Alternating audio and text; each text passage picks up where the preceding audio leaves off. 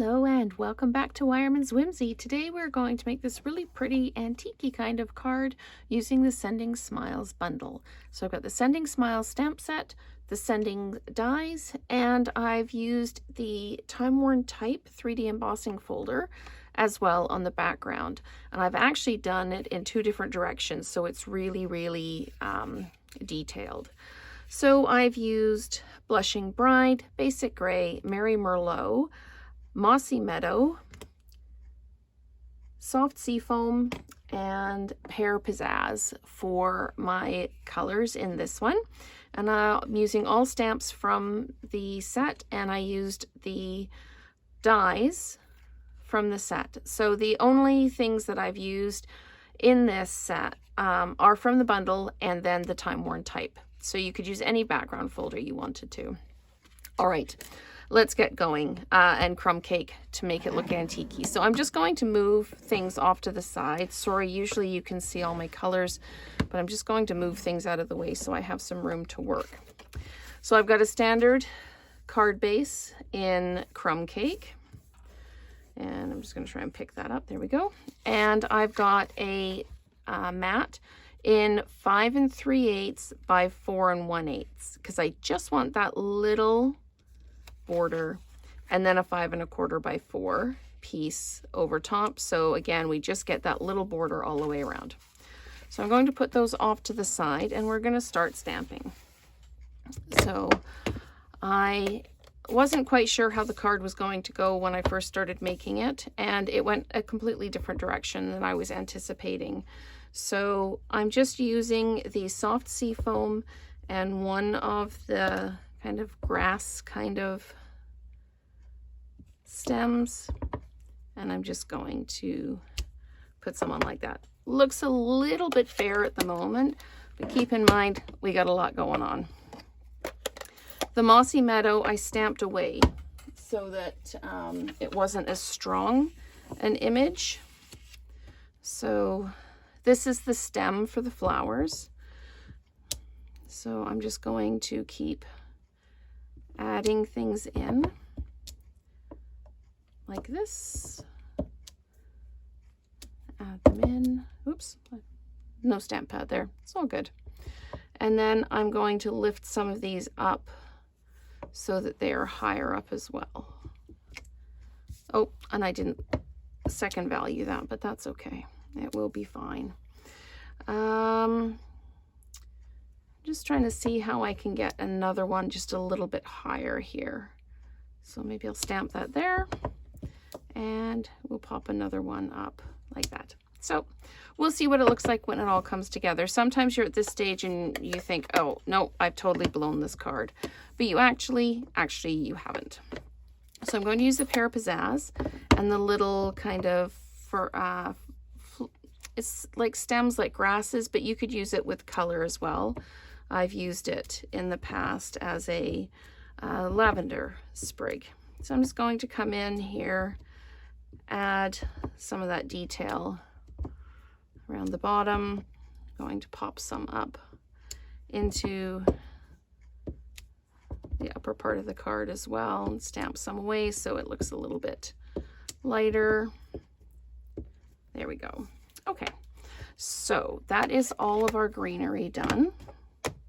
So I'm just going to move those completely out of the way. Now, let's start with our flowers. And I can see that I've rocked the stamp in the ink pad. So I'm just going to get a tissue and wipe some of that ink off before I end up getting it all over my card where I don't want it. Okay. So these flowers are in Merry Merlot, and they are also second value.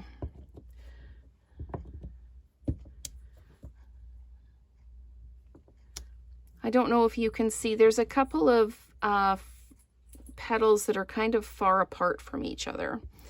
And I'm trying to line those ones up with the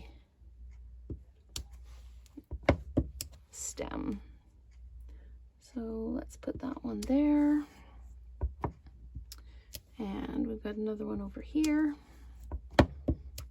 And then one over here. I was trying to think if I could work another one in down here, but I don't know. Oh, yep, I can right there. There's another one right there. So there we go. So that is the larger flowers in the Mary Merlot second value again. And I've got my Blushing Bride. I'm going to come in with the Blushing Bride and just add some little clusters of flowers in. It's like wildflowers would grow. Just keep adding them in. You can add as much as you like. I'm going to put some more over here. We have that one outlier flower, but that's okay. It's all good. I'm going to use Basic Gray to do the centers of the flowers. And I love the photopolymer stamps because it makes it really so much easier to put the centers where they need to go. And if you miss, you can just do it over again. So there we go. All right, so now what we need to do is we need to take our crumb cake and we're going to just kind of add some color. This is what kind of gives it that antique-y look. So we're just going to come around, starting off the paper as usual so we don't get those harsh lines in the paper. And when you come in, the Mary Merlot ink is quite juicy. So it actually kind of smears the flowers around a little bit and gives you that kind of, I don't know, misty kind of look to it. So I'm going to put that off to the side and I'm going to grab my Timeworn Type folder. And as I said, I ran it through twice, but I ran it through this way and I ran it through this way.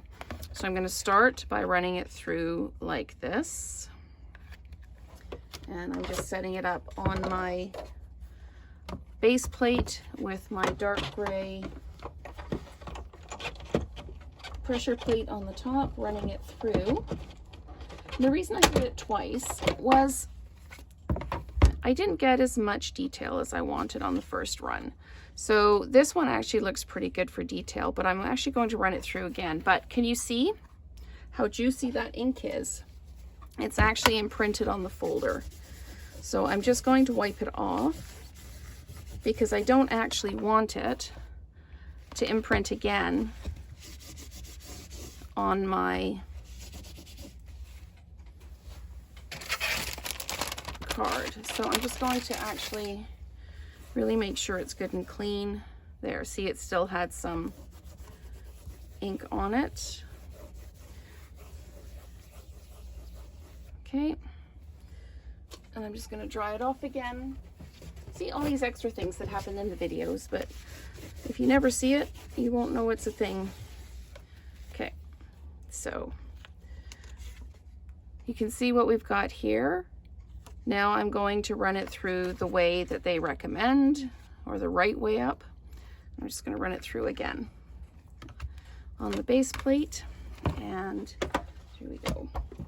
So one thing to remember, if you've got an ink that's quite juicy or quite dark, and you're planning on using a dye with it or an embossing folder, it's a good idea just to give it a moment to kind of dry itself out. And that way you don't end up with quite as much ink transfer. See, even now again, so you can still see there's ink on there. I'll have to clean that before I put it away. So I've now got this embossed and I'm going to layer it up on my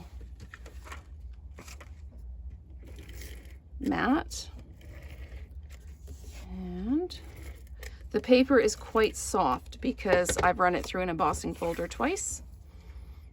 So again, really narrow margins on this one.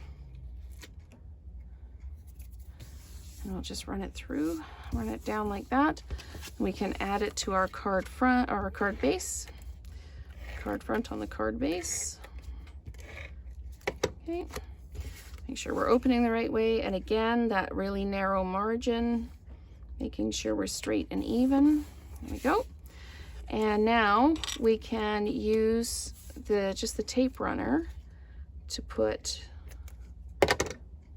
the adhesive on here, and we just put it just up from the bottom, but making sure we're straight with the bottom of the card so that we've got enough room to put the sending in. So I'm just going to peel the back off. I've already put mini dimensionals on the back, just anything I can do to cut time in the videos. It doesn't help when I have to clean embossing folders and that, but again, it's something that you've seen now that you may not have seen before. And I'll put it down. As many of you have said, you appreciate the shorter videos that I do, so I am conscious of trying to keep the time down in them. So we just put that on long like that, and there we go. A really pretty kind of antique-y type card using the Sending Smiles bundle and the Timeworn Type embossing folder. Thank you so much for watching, and let's create together again soon.